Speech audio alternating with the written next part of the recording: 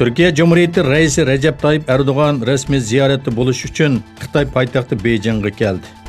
Xitay taratqularının xabar qilishicha, Erdoğan Beijing'de Xitay Davlat Reisi Xi Jinping bilan ko'rishganda Sharq Turkistondagi Uyg'urlarning xushal yashayotganligini aytgan.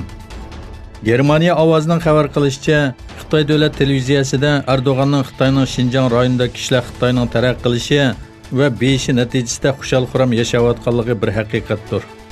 Turkiya hech kimning Xitoy-Turkiya munosabatini buzib o'tishga yo'l qo'ymaydi. Turkiya asabiylikka qat'iy qarshi turdi hamda Xitoy bilan o'zaro ishinish va bexatarlik hamkorligini kuchaytirishni xohlaydi deganligi xabar qilingan.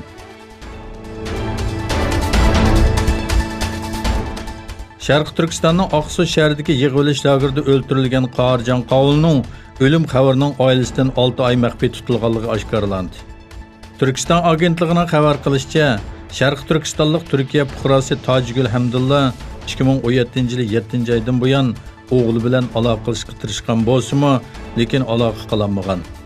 Oxirida Turkiya Tashqi ishlar ministrligining tirishchanligi bilan Xitoy konsulxonasi inkos qaytirib, 41 yoshli Qarjan Qovulning o'tgan yili 11-oyda atalmish yurak kesili bilan o'lganligini e'lon qilgan. Yaponiya bosh ministri Shinzo Abening 20 davlat boshliqlar yig'inidan burun Xitoy davlat raisi Xi Jinping bilan ko'rishganda Hong Kong masalasi va Sharq Turkistondagi kishilik huquq ahvolini tilga olganligi bildirildi.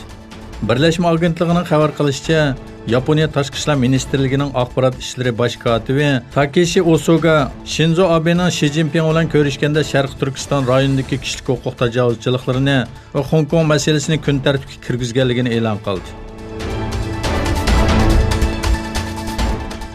Sharq Turkistonda irqiy yo'qotish va madaniyat buzg'unchiligi ep berayotgan Xitoy kommunistlari Uyg'urlar qilingan zulm va bostirishlarni tungan musulmonlarga qisman yo'lga qo'yishga boshladi. Zimiston to'rining xabar qilishicha, 30 mart tungan musulmonlar to'plashib yashaydigan Ningxia avtonom rayonining Yinchuan shahridagi eng chong masjid chiqib o'tilgan. Masjid atrofi saqchi, harbiy va omonlik saqlovchilar tomonidan qamal qilingan. Kishilarning rasmiy tortishi va videoga elish cheklangan. Kishilar masjidga yaqinlashtirilmagan. Saqchilar hatto boshqa masjidlarga o'rnashtirilgan bo'lib, bir ish bo'lib qolsa bostirish buyrug'i tushirilgan.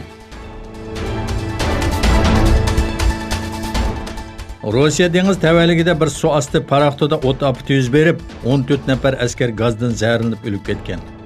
Rossiya prezidenti Putin 18 askarning o'limiga sabab bo'lgan bu voqea sababli faoliyatlarini amaldan qoldirdi. Ommaviy taratqularda yadro eqib ketganligiga doir so'zlar tarqalgandan keyin Norvegiya radioaksiya va yadro bexatarligi organi bir bayonot e'lon qildi. Bayonotda Rossiya suv osti paraxoti voqeaga uchirgan joyda yuqori saviyada radioaksiya bayqalmaganligini, Rossiya askarlarining gaz portlash voqeasida hayotidan ayrilganligi bildirildi. Tojikistonda selinayotgan va O'rta Osiyo bo'yicha eng chong masjid bo'lganligi mo'ljallanayotgan jamining qurilishi bitish bosqichiga kirib qoldi. Imom Abu Hanifa tug'ilganligining 1310 yilligi munosabati bilan 29-oktyabr poytaxti Dushanbeda tabriklash faoliyati o'tkazilgan joyda Tojikiston prezidenti Rahmonov tomonidan o'li silingan jamining qurilishi 2011-yil oktyabrda boshlangan. Chet el shirkatlarga qatnashgan bu qurilish 8 yildan buyon uzilmay davomlashmoqda. Masjid qurilishiga jami 100 million dollar ketganligi mo'ljallanmoqda. Buning 30 million dollarini Tojikiston, 70 million dollarni Qatar ustiga olgan.